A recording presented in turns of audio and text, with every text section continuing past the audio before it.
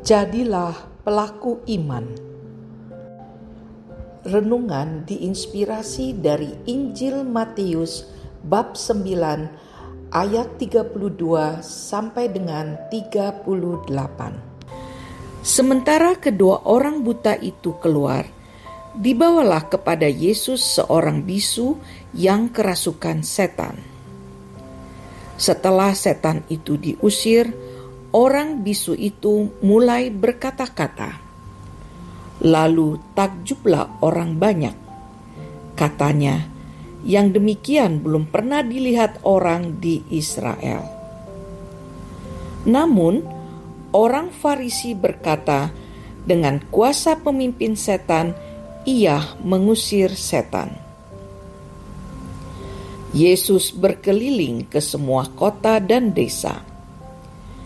Ia mengajar dalam rumah-rumah ibadat mereka dan memberitakan Injil Kerajaan serta menyembuhkan orang-orang dari segala penyakit dan kelemahan.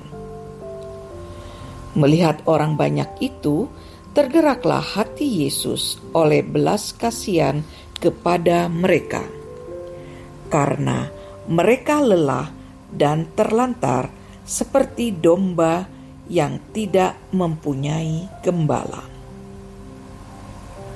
Lalu katanya kepada murid-muridnya, "Tuaian memang banyak, tetapi pekerja sedikit. Karena itu, mintalah kepada Tuan yang punya tuaian, supaya ia mengirimkan pekerja-pekerja untuk tuaian itu." Demikianlah sabda Tuhan. Terpujilah Kristus.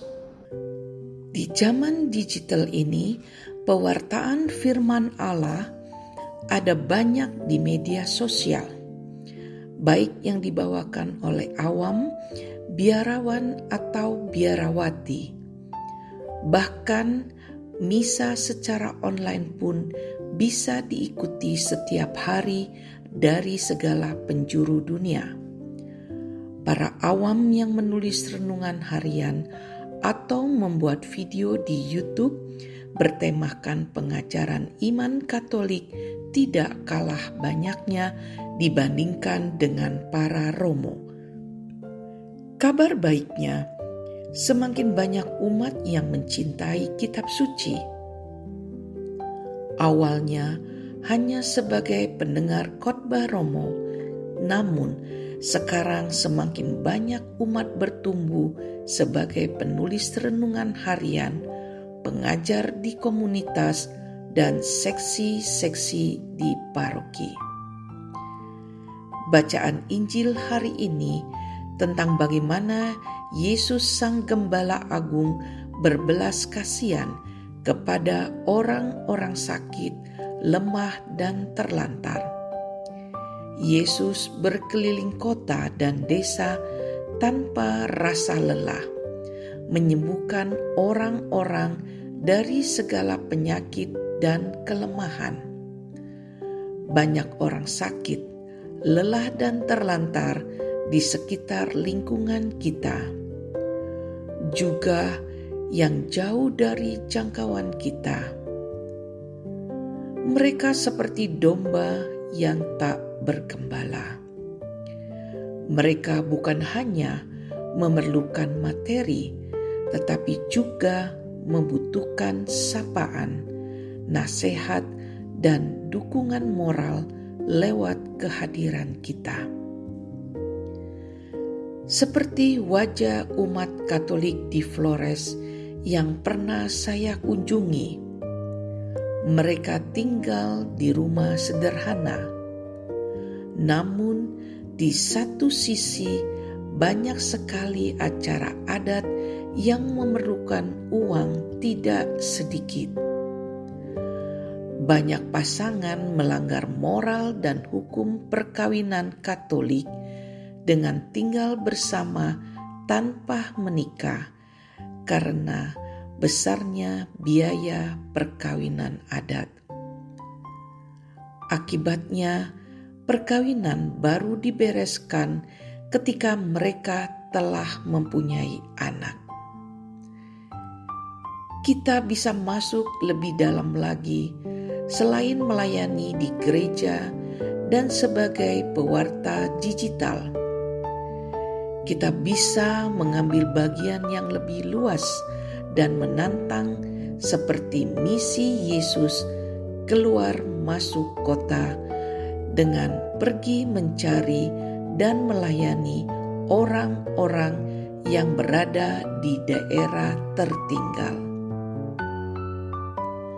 Mari kita bersama-sama dengan Yesus, Sang Pemilik tuayan, untuk bekerja sama, pergi mewartakan Injil, melayani orang-orang di daerah tertinggal.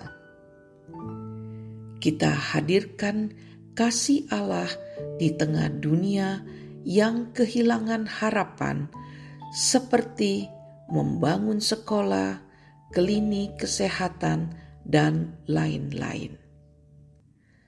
Apakah kita berani melangkah meninggalkan zona nyaman kita untuk pergi melayani di daerah terpencil? Marilah berdoa. Ya Tuhan, terima kasih aku diberi kesempatan untuk berbagi renungan hari ini untuk seluruh umat Kristiani. Kami hanyalah alat-Mu, maka pakailah kami untuk mewartakan firman-Mu hari ini, bahwa Engkau membutuhkan penuai untuk mewartakan kabar gembira ke seluruh dunia. Demikian doa ini kami sampaikan kepadamu, Yesus, Tuhan dan pengantara kami. Amin.